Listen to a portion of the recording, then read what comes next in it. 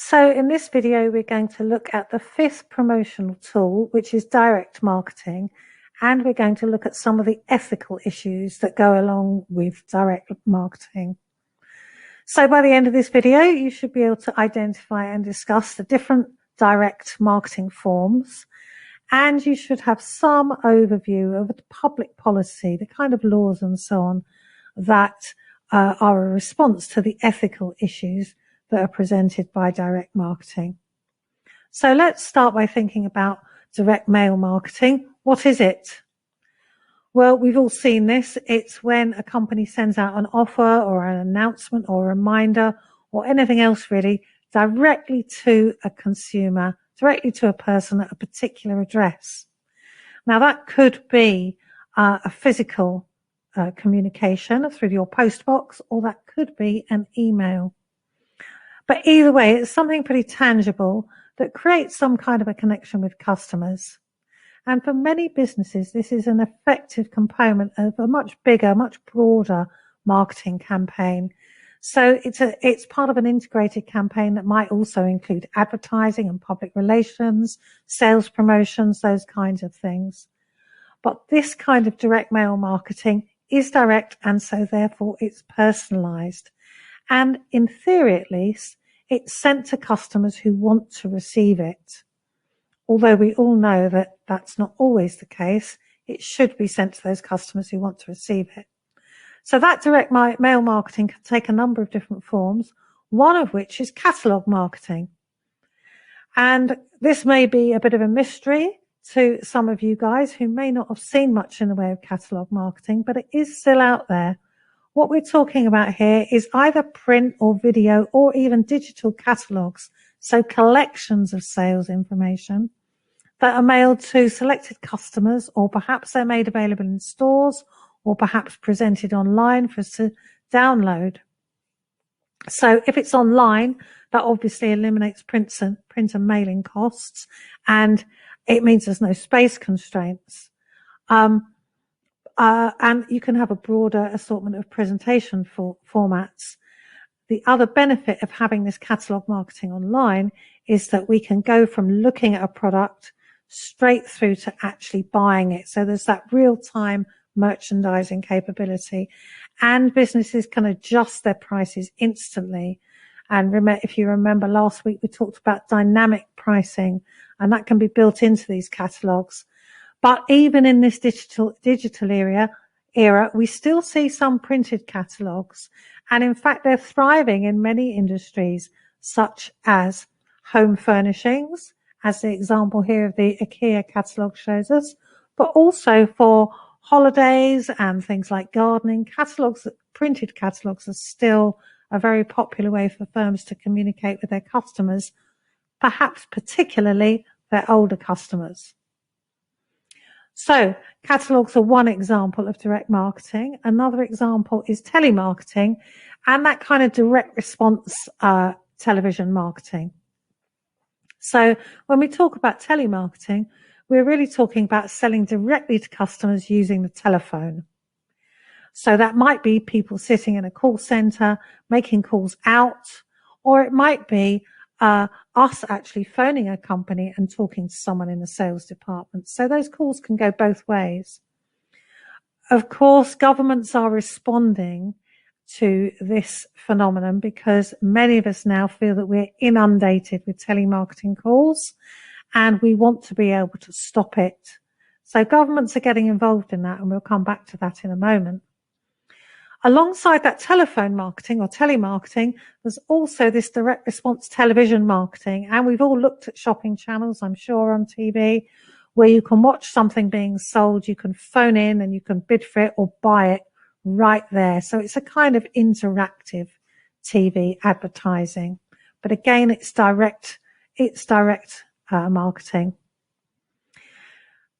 Another and slightly newer form of direct marketing is kiosk marketing.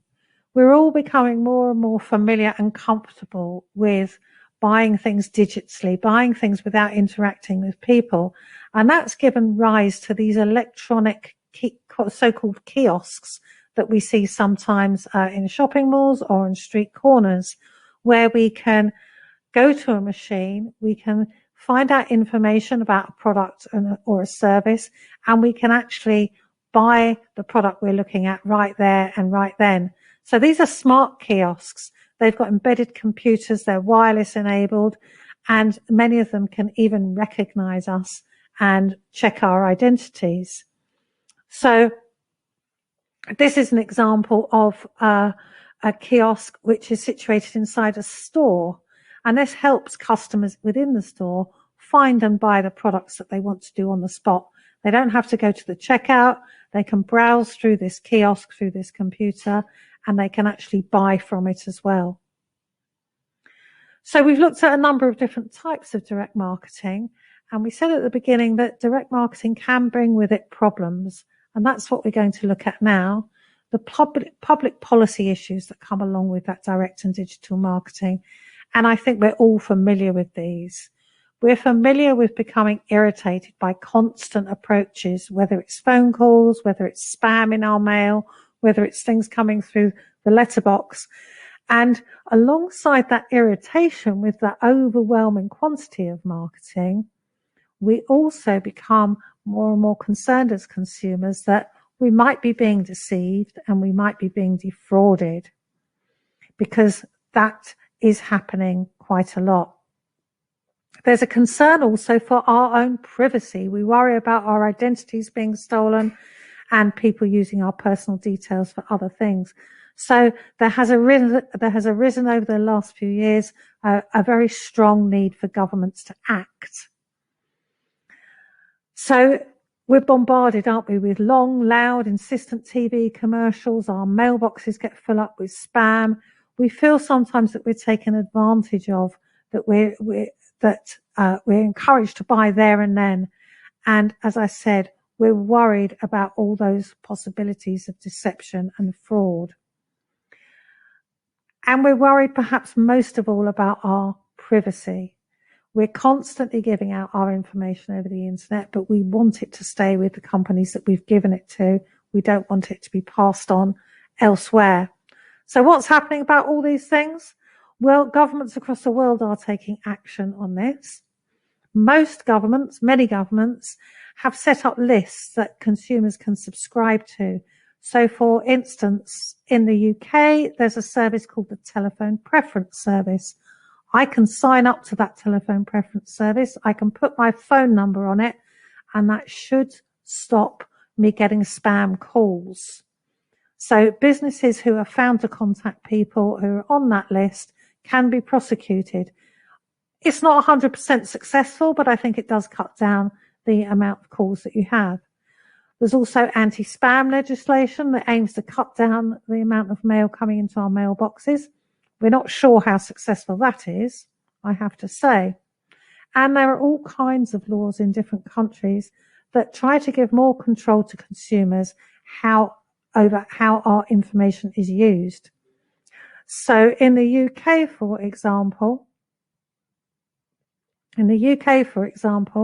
there is a law called the General Data Protection Regulation, GDPR. And this has all sorts of rules and regulations that governs how businesses can use our data. Generally speaking, what it says to businesses is things like they can only use our data for the purpose which we gave it to them. They can only keep our data for as long as they really need to. They have a legal responsibility to make sure that the data they keep about us is accurate. But there's much more detail to it than that, of course. That's just a flavour.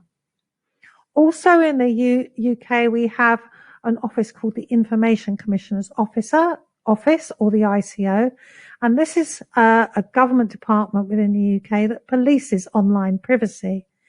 So if you feel that your privacy is being breached in the UK by a company, you can go to the ICO and you can complain to them. But controlling information and controlling our privacy and keeping us safe online isn't just the domain of governments. Marketers need to take actions too. And many marketers try to regulate themselves And in many countries, businesses get together and they try to establish a set of principles.